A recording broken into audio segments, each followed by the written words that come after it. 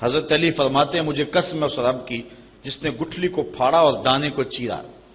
کہ حضور نے میرے بارے یہ بات کہی کہ تیرے سے محبت مومن کرے گا اور بغض منافق رکھے گا۔ یہ علامت ہے حضرت علی المرتضیٰ سے پیار ایمان کی، اور ان سے بغض رکھنا یہ دشمنی کی علامت ہے۔ حضرت عمران بن حسین سے روایت لیتے ہیں، وہ حضور سے بیان کرتے ہیں کہ آقا کریم علیہ الصلوۃ والسلام نے فرمایا ان علی منی وانا منہ وہو ولی کل مومن، کہ علی میرے سے ہے اور میں علی سے ہوں، اور علی ہر مومن کا دوست ہے، ہر مومن کا ولی ہے۔ حضرت زید بن ارقم رضی اللہ تعالیٰ عنہ فرماتے ہیں کہ حضور نے فرمایا من کنت مولا ہو فعلی مولا، جس کا میں مولا ہوں اس کا علی مولا ہے۔ اللہ اکبر۔ حضرت انس رضی اللہ تعالی عنہ روایت کرتے ہیں کہ کالا کانا عند النبی صلی اللہ علیہ وسلم طیر،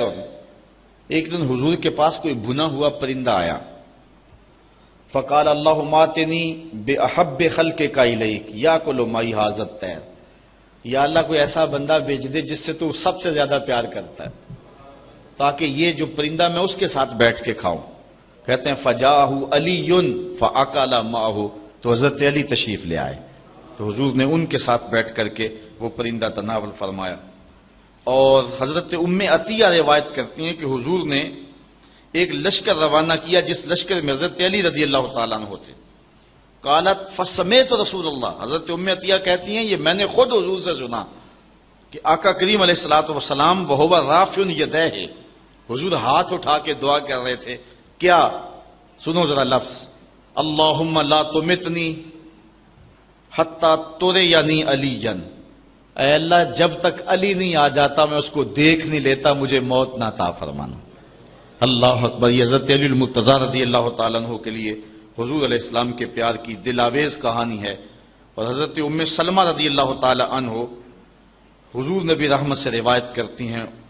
ام المومنین رضی اللہ تعالیٰ عنہ کہتی ہیں لا یحب علی منافق ولا یبغضہ مومن،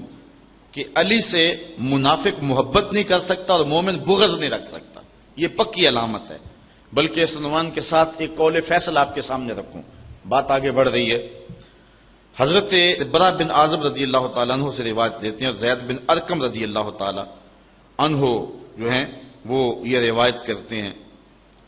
کہ حضور نبی رحمت صلی اللہ علیہ وآلہ وسلم نے جو ہے جب غدیر خم کے پہ پہنچے تو حضور نے حضرت علی کا ہاتھ پکڑ لیا، اور پھر حضور نے فرمایا لوگوں کیا تم جانتے ہو کہ میں مومنین سے ان کی جانوں سے زیادہ قریب ہوں؟ لوگوں نے کیوں نہیں؟ تو پھر حضور نے فرمایا لوگوں تم جانتے ہو کہ میں ہر مومن کا جو ہے وہ مولا ہوں اور اس کی جان سے زیادہ اس کا مالک اور اس کے قریب ہوں؟ کہا کیوں نہیں؟ تو پھر حضور نے فرمایا اللہم من کنت مولاہ فعلی مولا، اللہم وال من والاہ وعاد من آداہ۔ تو کہتے ہیں کہ پھر حضور نے حضرت علی کا ہاتھ پکڑا اور کہا اے اللہ جس کا میں مولا ہوں اس کا علی مولا ہے، اے اللہ جو اللہم وال من والا ہو، جو اس سے پیار کرے تو بھی اس سے پیار کر، اور جو اس سے عداوت رکھے اے اللہ تو بھی اس سے دشمنی رکھ۔ اور حضرت علی المرتضیٰ خود بیان فرماتے ہیں کہ حضور علیہ الصلوۃ والسلام نے فرمایا فی کا مثل من عیسیٰ، اے علی تیری مثال حضرت عیسیٰ والی ہے، جن کے معاملے میں آ کے دو لوگ برباد ہو گئے، یہودی بھی اور عیسائی بھی۔ یہودیوں نے حضرت عیسیٰ سے بغض رکھا، ان پر تہمت لگائی، ان کی ماں پر تہمت لگائی، وہ بھی برباد ہو گئے، ان کے قتل کے درپے ہوئے، برباد ہو گئے۔ اور عیسائیوں نے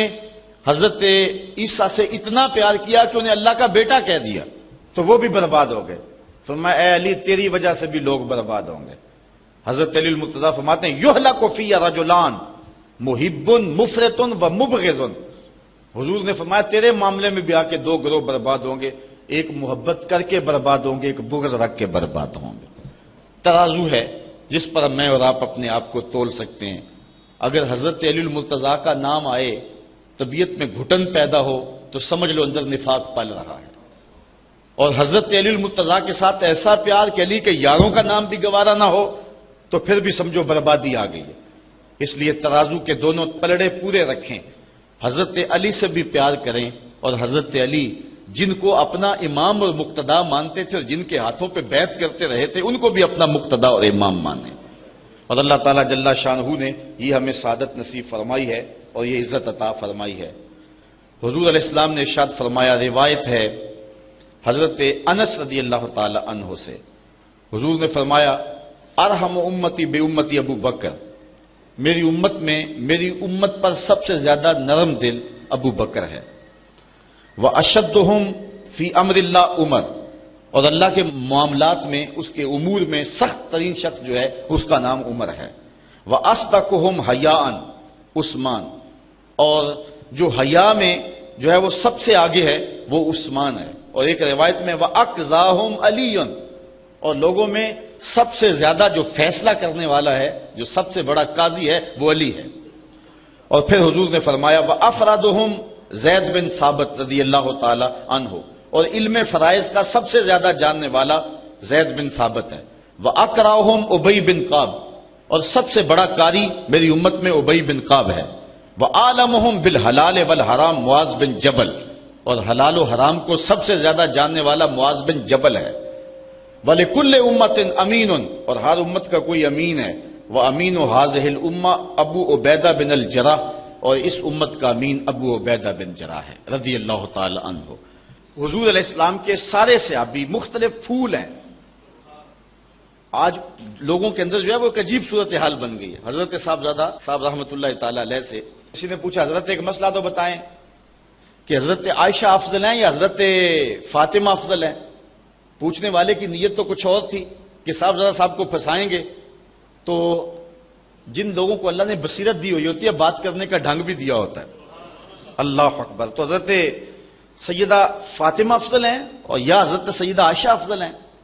تو آپ فرمانے لگے، اس کی نیت سے تو آگاہ ہو گئے، فرمانے لگے بیلیا اگر دیکھیں بیٹی ہونے کی حیثیت سے تو فاطمہ بیٹی ہے نبی کی اور عائشہ بیٹی ابو بکر کی، ابو بکر کی بیٹی نبی کی بیٹی سے افضل تو نہیں ہو سکتی، اور اگر دیکھیں بیوی ہونے کی حیثیت سے تو عائشہ بیوی ہے نبی کی اور فاطمہ بیوی ہے علی کی،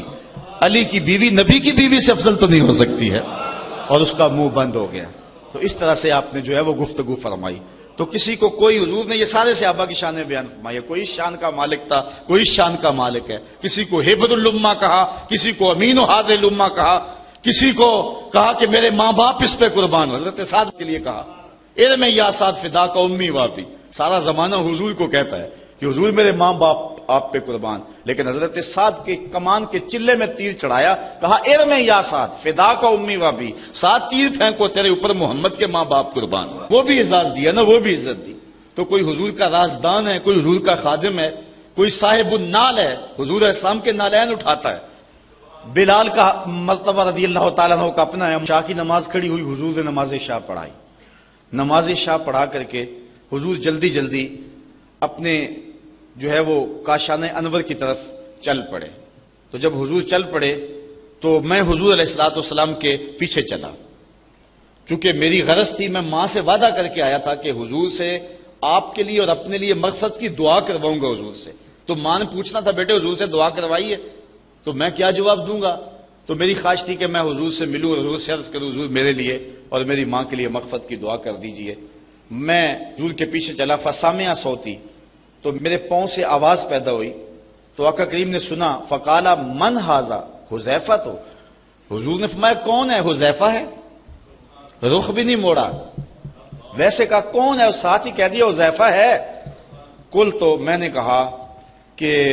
نعم جی حضور میں حذیفہ ہوں۔ اب اگلی بات میں نے کرنی تھی کہ میں کس لیے آیا ہوں، لیکن حضور نے فرمایا ما حاجتوں کا غفر اللہ لک ول امک، اللہ تجھے بخشے تیری ماں کو بخشے، کیا کام ہے؟ حذیفہ کیا لینے آئے ہو؟ اللہ تجھے بھی بخش دے تیری ماں کو بھی بخش دے۔ اچھا جب انسان نے کوئی سوال ترتیب دیا ہوا ہو تو ایسے ہو جائے تو پھر تو عجیب صورتحال ہو جاتی ہے، تو کہتے ہیں میں چپ کے کہوں آگے کیا؟ حضور نے کہا کہ اللہ تجھے بخشے، غفر اللہ لک ول امک، ما حاجتوں کا، تجھے کیا غرض ہے، کس لیے آئے ہو؟ اللہ تجھے بھی بخش دے تیری ماں کو بھی بخش دے۔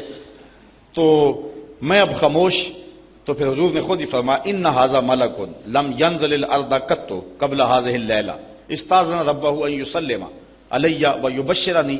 بان فاطمه سیدۃ النساء اہل الجنہ وان الحسن والحسین سیدا شباب اہل الجنہ، کہ کہا کہ اے حذیفہ سنو، پھر جو تمہارا مطالبہ تھا وہ تو پورا ہو گیا، ایک میری بات بھی سنو، یہ میرے پاس فرشتہ آیا ہے، جو آج سے پہلے کبھی دھرتی پہ آیا نہیں ہے، اور اللہ سے خصوصی اجازت لے کر میری زیارت کے لیے آیا ہے، اور مجھے بتانے آیا ہے کہ آپ کی بیٹی فاطمہ جنتی عورتوں کی سردار ہے اور آپ کے بیٹے حسن اور حسین جنتی جوانوں کے سردار۔ اللہ تعالیٰ جل شانہ آل و اصحاب نبی کی عظمت کو ماننے کی توفیق نصیب فرمائے۔ آفاق کے ہر ہر گوشے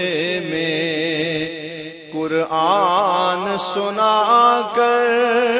دم لینا، اب رکنا نہیں، اب تھمنا نہیں، فردوس میں جا کر دم لینا، آفاق کے ہر ہر گوشے میں قرآن سنا